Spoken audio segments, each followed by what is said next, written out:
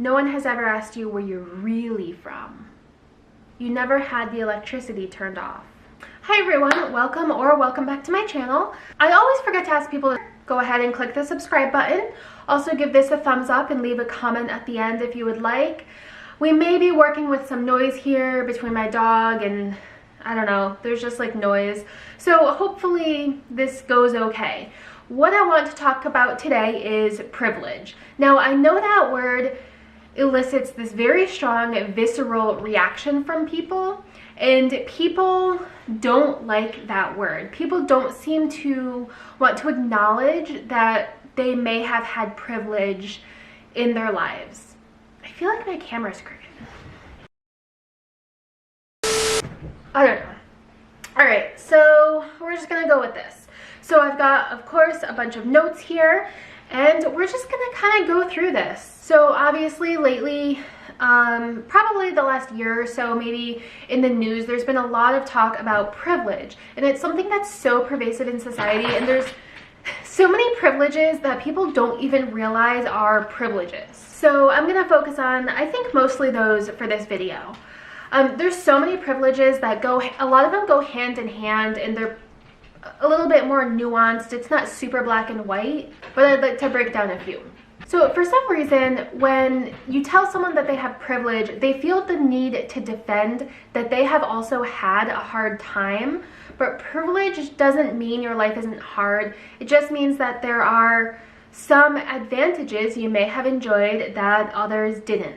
So what I'm gonna do, I went through YouTube and some documents on the internet, and I came up with, you can't see these, tons of ideas of different kinds of privileges.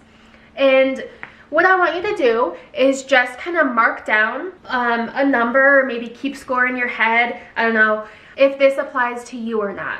Now I am going to go through these, and I am not going to elaborate on them. So kind of, it's like whatever it means to you. So for example, one of them is going to be, did your family own the house you lived in growing up? And so my answer to that is like half, because until I was 10, we lived in an apartment, and then my mom got married. When I was 11, 12, we moved in with my stepdad. And then, yes, he owned the house.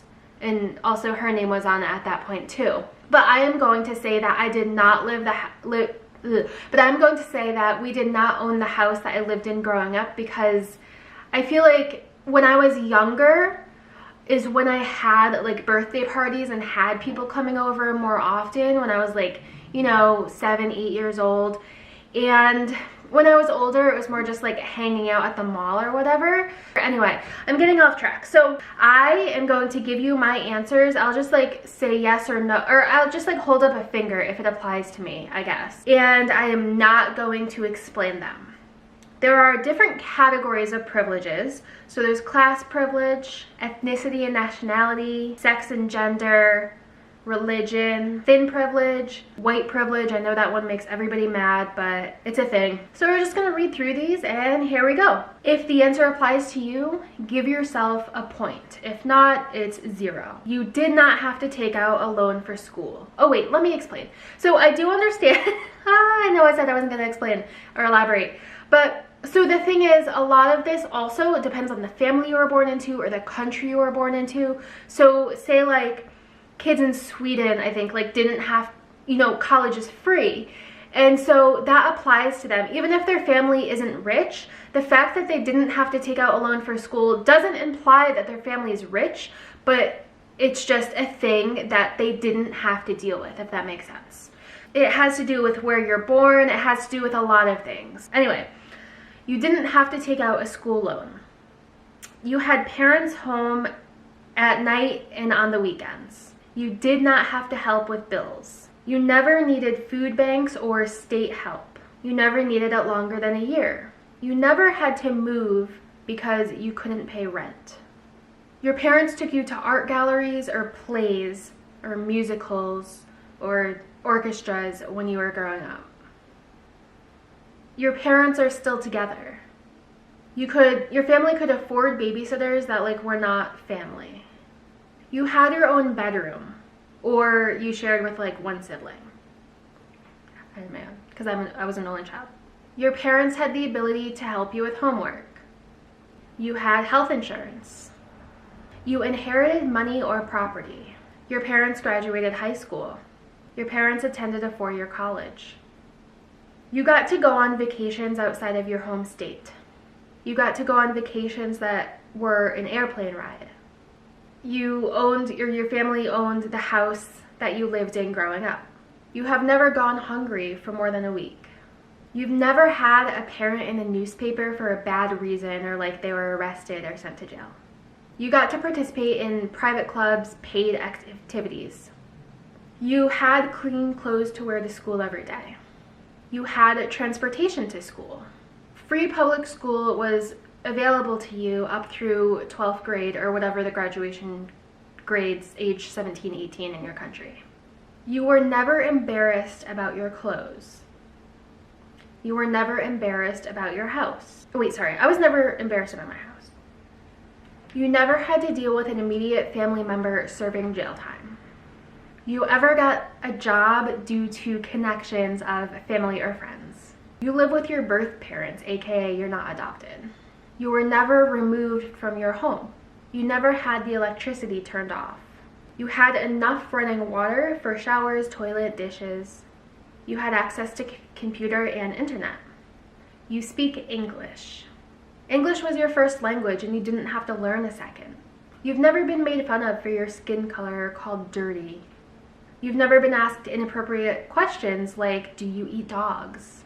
Your ancestors came to the United States or whatever your country is willingly. No one has ever made fun of your name. People can pronounce your name correctly. You were born in a first world country, developed nation. No one has ever told you to go back to your country.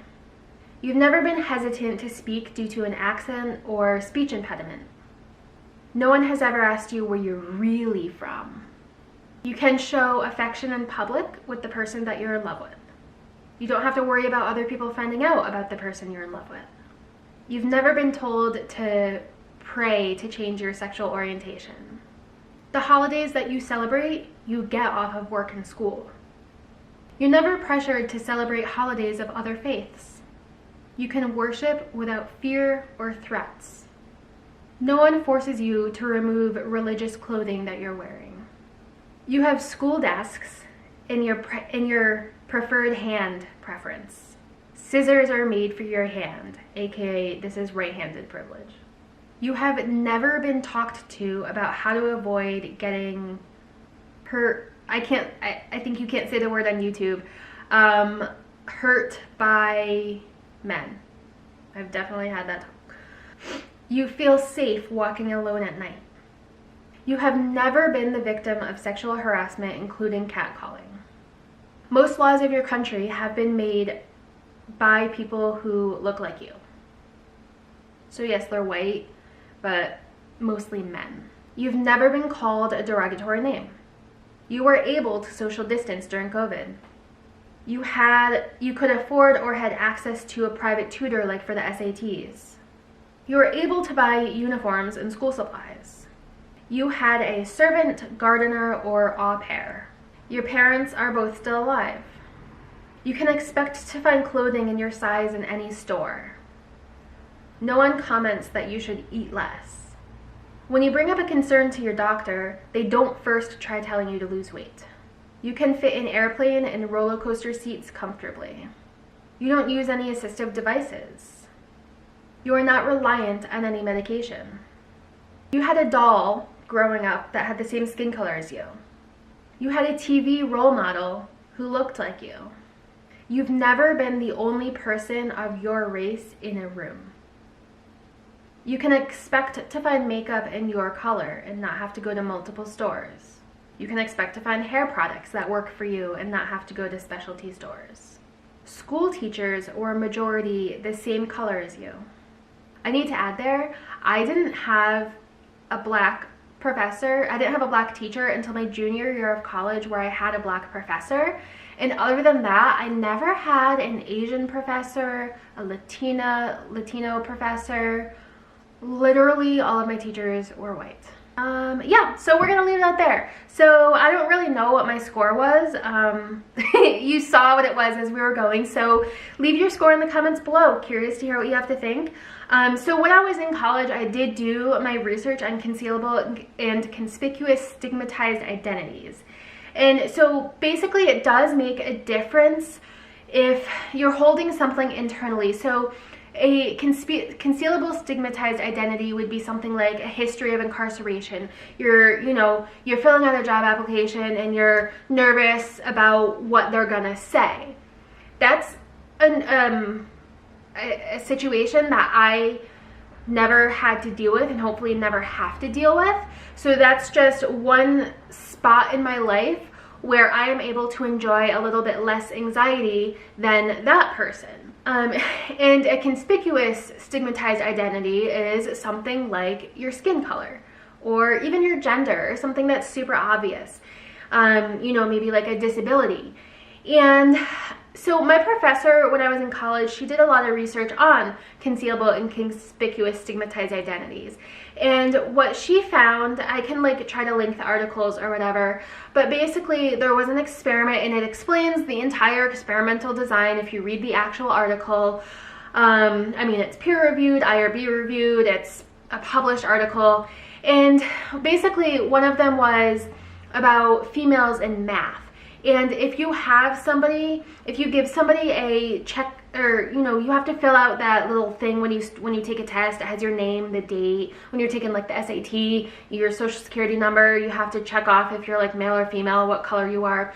So if you have to check off female, you actually end up scoring lower on math sections than if you don't have to check off female. And it's a really interesting study. So there is a lot of research in the stigma area and about stigmatized identities. And a lot of it is really interesting. And when people say that something isn't a privilege just because it seems silly to you, like you never had to doll your skin color, but that's something that you never even had to think about. So people take it as a slight on their hard work when you talk about their privilege, but it's not a slight on your hard work. It's just a thing. You don't have to apologize for having privilege, but you do. I think you should recognize some areas where you may have a bit of an easier time of something. People seem to don't want to believe that they've been given a head start in certain areas, but you have. And so the points that you got, nothing you've done has earned you the points that you got when I was going through these. They're all situational things that you were born into or subjected to. They're not things that you did or didn't do. So anyway, that's what I wanted to say about privilege. I hope that made sense. If you were having a hard time understanding what privilege was before, I hope this helped. And remember to subscribe.